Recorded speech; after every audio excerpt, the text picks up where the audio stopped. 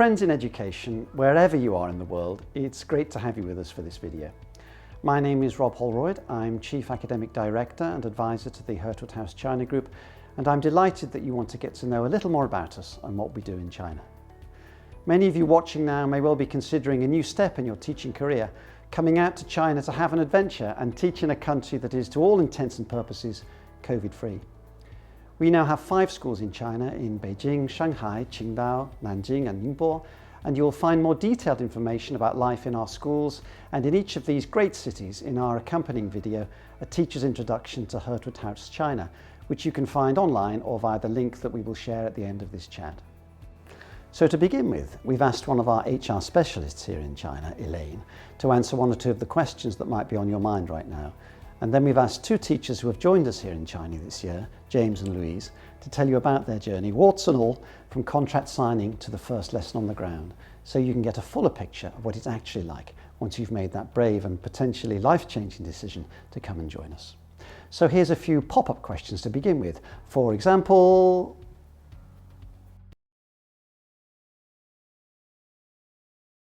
as soon as the offer is signed, I or one of my colleagues in HR team will be in touch with you to welcome you, to explain how the onboarding process works, and to ask you to begin gathering all the documentation that you will need to come to China. This can be a complex process, but we will be there to help you get through it step by step.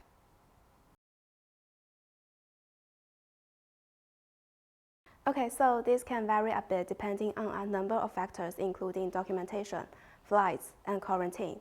But as a rough guide, the time between signing your contract and arriving at your chosen school is around 5 to 6 months. So the earlier you can sign your contract, the better.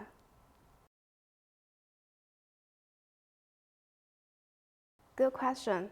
Things can go wrong and unexpected things can happen. I think the thing to remember is that we will be on the end of an email or on the end of a phone to help you with your problem, whatever it is. We try to be there 24/7 or as close to that as possible, and certainly once you are about to board the plane, whether at your home destination or in transit, we will be on the end of a phone to guide you through any problem that might arise. You can be sure that we will be there to support you every step of the way. thanks Elaine, great to have that reassurance, and great also to know that although you're part of our Ningbo team, and James and Louise are going to tell us about their journey to Ningbo in a moment, the same principles and standards of service and support apply right across the group in all of our schools, whether you're coming to Ningbo, Nanjing, Beijing, Shanghai or Qingdao. So James and Louise, over to you. Great to have you with us, and perhaps you can begin by telling us just how you got interested in the group and how you came to make the first moves.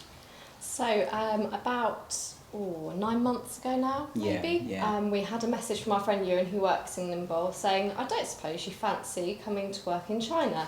And I think after a few years of working in the UK with all the challenges of COVID, we thought we would take the plunge and start the exciting adventure that has been coming to live and work in China. Brilliant. So you made a few inquiries and then you had an interview with Karen, the principal here? So for the interview we had to get up really early in the morning, about 5 o'clock in the morning. Louise told me not to have a coffee beforehand as well, so that was quite interesting. But woke up, had the interview, Karen was asking some really poignant, interesting questions that just showed us that it would be the right move for us, and that it would be the next step for us in our career as well. Brilliant. So you had the interview, you took the plunge and signed the contract, and then I think people will be interested that stage between contract signing and actually getting on the plane, those few months. How did that go? Take us through that, please. So there's quite a lot of paperwork involved. You have to get an invitation letter before you can start your application for your visa. Luckily for James, I did all of that for him, because I love paperwork. So we had to gather evidence, and then we were eventually at the point where we could travel up to London and get our visas applied for at the visa centre, and we made sure that we had dim sum each and every time we had to go to London to get that done, make the most of it. But although there was a lot, it was quite straightforward once we got started, and there was always someone on the end of the phone, on the end of an email to answer all the small questions. So you were supported along the way, up and down to town for lots of dim sum. You got your visa, you got your vaccine, and then the journey came along. And I gather the journey was in 2 legs. We said it was going to be warts and all, hiccups and all. So tell us what happened the first journey time. Yeah, so the first journey, unfortunately we didn't get on the plane because an agent hadn't booked us a ticket. But fortunately for us, it was a blessing in disguise because Louise and our taxi had cancelled. He didn't turn up. He got the wrong day. So he didn't turn up, so we got an extra lay-in. Sounds like a blessing in disguise. Yeah. But then the real journey where you actually made it came along, and I gather you had, before you got on the plane, that you had a big decision to make. Is that right? Yeah, so it wasn't a decision or a conversation, but Louise managed to fly in business class. And I had the pleasure of flying in economy class. Yeah, that's great. We don't promise to fly everyone business class at the time, but next time you're going to turn right. Yes, that would be fair. So you had your flight out, and then you landed. And I think people will be interested to know how that went. Actually, once you landed, how it was getting from the airport into the hotel. So it was really efficient, I thought. I don't know about you, but so everything was signposted. We knew where we had to go. All of the officials and members of staff were wearing hazmat suits. We were following the rules. It was quite simple to follow. We also had HR that were always available to us on WeChat. They did a rota over it was a weekend we flew on. They did a rota so that there was someone available 24 hours throughout our flight and arrival. So, which is super important. And we were kept safe as well at all times. And so you were in the quarantine hotel, and just tell people how that went in terms of people will be thinking food, exercise, how does all that work? So food, I didn't mind the food. I thought it was quite good. We got 3 meals a day with a variety of food on the tray, which was fantastic.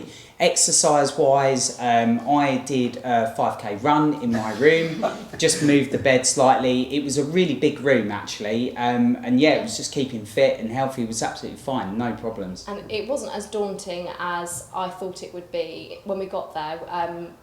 I wasn't isolated, we were constantly in contact with the school.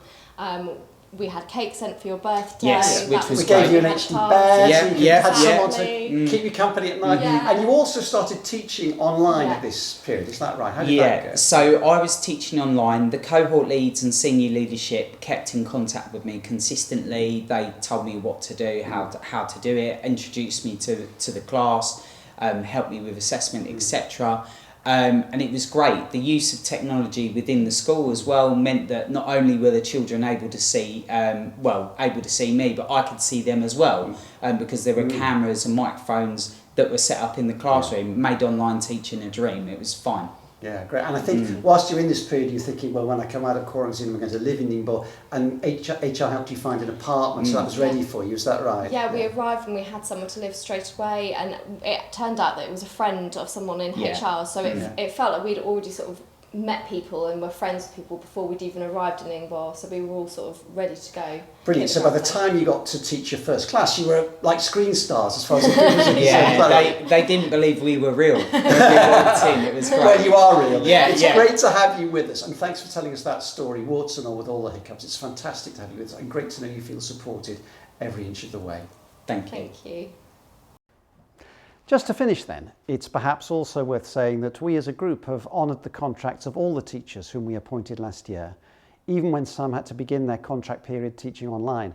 And whilst we always consider each appointment on a case-by-case basis, we very much anticipate being able to do that in the future, which I hope will give you the comfort you need as professionals when you are considering giving up secure employment back home to come and start on a new and exciting adventure overseas. Likewise, I hope this video may have whetted your appetite to go and have a look at our accompanying video, A Teacher's Introduction to Hurtwood House China.